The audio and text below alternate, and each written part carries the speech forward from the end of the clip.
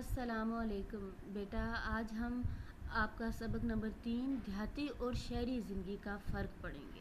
ٹھیک ہے، دیہاتی مطلب گاؤں کی زندگی اور شہر کی زندگی میں کیا فرق ہوتا ہے، دونوں ایک دوسرے سے مختلف کیسے ہیں. احمد 7ویں جماعت میں پڑھتا ہے. وہ اپنے والدین کے ساتھ لاہور میں رہتا ہے. اس کی نانیال گاؤں میں ہے. گرمیوں کی تعطیلات میں احمد تعطیلات مطلب چھٹیوں میں اس کا بھائی بلال اور ننھی بہن عائشہ اپنے والدین کے ساتھ گاؤں آئے. وہ گاؤں کے قریبی قصبے میں بس سے اترے.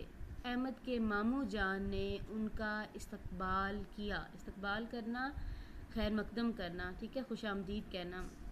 وہ انہیں تانگے پر بٹھا کر گاؤں لے آئے. سڑک کے دونوں جانب دھان کے ہرے بھرے کھیت تھے. دھان چاول کی فصل کو کہتے ہیں. ہرے بھرے کھیت یعنی سرسبز و شاداب کھیت تھے.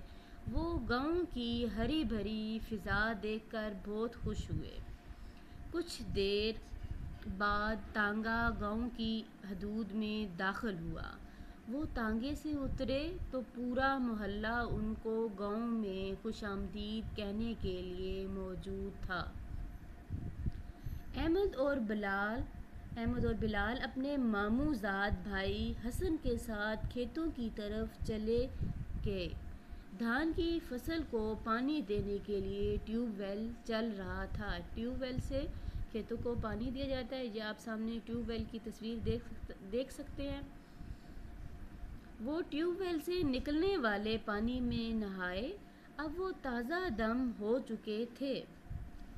اتنے میں مغرب کا وقت ہو گیا. اذان کی آواز سن کر انہوں نے مسجد کا رخ کیا، یعنی وہ مسجد کی طرف چلے گئے.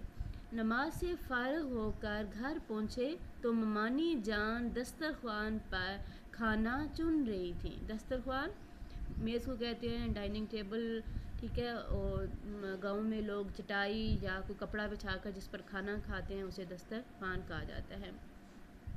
تھوڑی دیر میں سب دسترخوان پر بیٹھ گئے. کھانا کھانے کے دوران میں بات چیت بھی ہوتی رہی.